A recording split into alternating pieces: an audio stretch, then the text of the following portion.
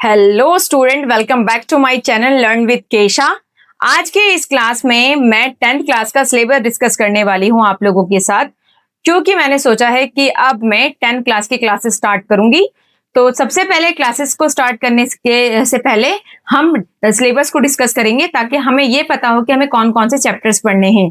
तो सबसे पहले आप सभी ध्यान से सुन लीजिएगा कि ये जो आपका सिलेबस है ये आपके मिड टर्म का सिलेबस है, फाइनल का नहीं।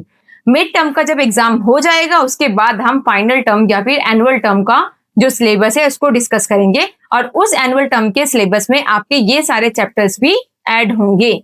ठीक है, तो चलिए स्टार्ट करते हैं आज की क्लास। जैसे कि स्क्रीन पे आप सभी को दिख रहा होगा, आज हम डिस्कस करने वाले हैं mid term syllabus class 10 session 2026-27। ठीक है, आपका हिंदी इंग्लिश दोनों में मैंने चैप्टर के नाम मेंशन कर दिए हैं, तो आप ध्यान से देखिएगा। सबसे पहले हम बात करते हैं हिस्ट्री की।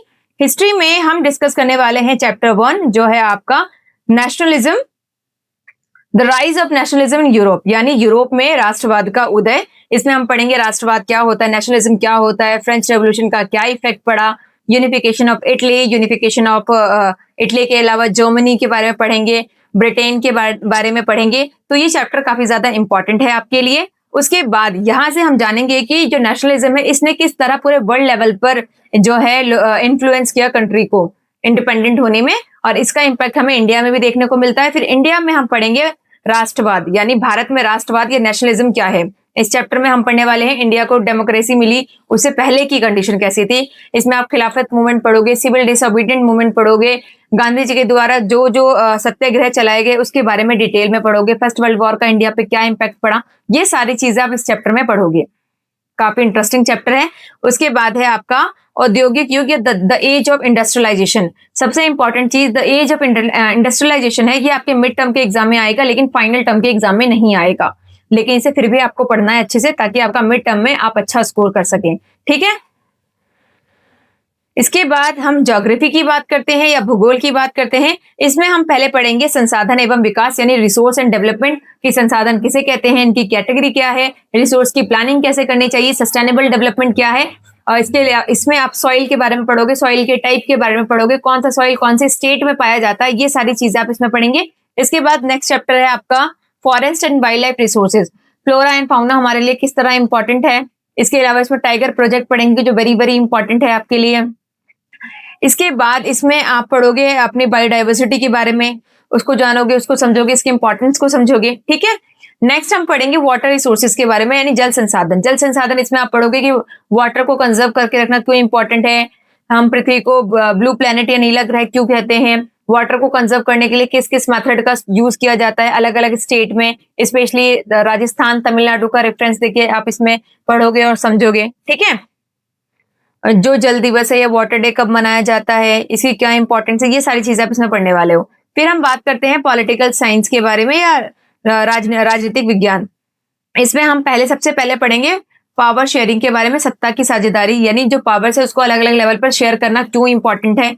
फिर हम पढ़ेंगे फेडरलिज्म के बारे में कि फेडरलिज्म या संघवाद क्या होता है, इसकी क्या इंपॉर्टेंस है, क्या कैरेक्टरिस्टिक है। फिर नेक्स्ट चैप्टर है हमारा इसमें जिसमें हम पढ़ेंगे जाति धर्म और लिंग के बारे में, यानी कास्ट रिलीजन एंड जेंडर, कि जेंडर का और रिलीजन का, और इसके अलावा जो जेंडर केसेस होते हैं, ये सारी चीजें आप इसमें पढ़ने वाले हो। इसमें आप ये जानोगे कि जो रिलीजन है या कास्ट है या जेंडर है इसकी हमारे लिए क्या इंपॉर्टेंस है, पॉलिटिक्स में जो कास्ट सिस्टम है वो किस तरह काम करती है, रिलीजन में कास्ट सिस्टम आने से क्या होता है, या रिलीजन में पॉलिटिक्स के आने से क्या होता है, आप ये इसमें जानोगे। ठीक है, फिर नेक्स्ट हमारी लास्ट बुक है वो है इकोनॉमिक्स।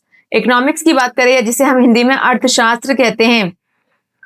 तो अर्थशास्त्र में पहला चैप्टर है आपका डेवलपमेंट, जिसमें आप पढ़ोगे कि जो विकास क्या होता है, डेवलपमेंट क्या होता है, और डेवलपमेंट किसी एक के लिए डेवलपमेंट है, जरूरी नहीं कि वो दूसरे के लिए भी डेवलपमेंट हो।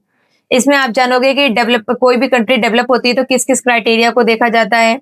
इसके अलावा जो वर्ल्ड बैंक है वो कैसे क्राइटेरिया चूज करती है डेवलपमेंट को देखने के लिए, ये सारी चीजें इसमें आप पढ़ने वाले हो।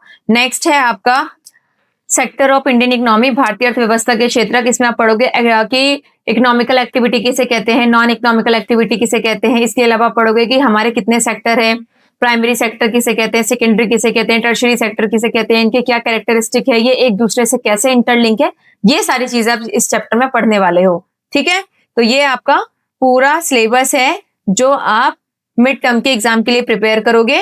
आपके हिस्ट्री के 3 चैप्टर हो गए, ज्योग्राफी के 3 चैप्टर, 3 चैप्टर पॉलिटिकल साइंस के एंड 2 चैप्टर आपके इकोनॉमिक्स के। इसके अलावा आपका एक प्रोजेक्ट वर्क है, जो प्रोजेक्ट वर्क आपको मे बी आपके टीचर्स ने हॉलीडे होमवर्क के फॉर्म में दिया होगा या अब आपको देंगे, तो वो प्रोजेक्ट वर्क आप करेंगे जिसके मार्क्स आपके इंटरनल एग्जाम के में जो है वो मार्क्स लगते हैं। 5 मार्क्स का आपका प्रोजेक्ट होता है, तो वो भी आपको करना कंपलसरी है।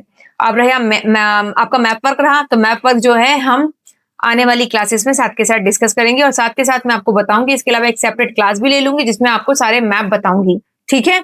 और एक इंपॉर्टेंट इन्फॉर्मेशन भी आप लोगों के लिए है, वो इंपॉर्टेंट इन्फॉर्मेशन ये है कि सिविक्स के जो 3 चैप्टर है आपके, power sharing, federalism and caste, religion and gender, इन तीनों के नोट्स बना करके मैंने आपको टेलीग्राम पे सेंड कर दिया है। आप वहां से उस नोट्स को डाउनलोड कर सकते हैं। इसके अलावा जो आपका डेवलपमेंट और सेक्टर ऑफ इंडियन इकोनॉमी है, इसके भी नोट्स मैंने वहां पे डाल दिए, वो आप वहां से डाउनलोड कर लीजिए। इसके अलावा एक और इम्पॉर्टेंट चीज है, वो है कि हिस्ट्री और ज्योग्राफी में अभी तक मोस्ट रिपीटेड जो क्वेश्चंस हैं उनका पूरा सेट बना करके मैंने आपको पीडीएफ प्रोवाइड किया है टेलीग्राम पे, आप वहां से डाउनलोड कर सकते हैं। जल्द ही मैं आपको इकोनॉमिक्स और हिस्ट्री के भी ऐसे ही पीडीएफ प्रोवाइड कर दूंगी जिसमें आपको मोस्ट रिपीटेड क्वेश्चंस मिल जाएंगे, जिससे आपको तैयारी करने में बहुत हेल्प मिल जाएगी, आप अच्छे से तैयारी कर पाओगे, ठीक है। तो आई होप आज के लिए इतना बहुत है आप लोगों के लिए। तो चलिए मिलते हैं नेक्स्ट क्लास में, जहां पर हम अपनी क्लासेस स्टार्ट करेंगे, ठीक है। तो तब तक बाय बाय, टेक केयर, हंसते रहिए, मुस्कुराते रहिए और अच्छे से तैयारी करते रहिए।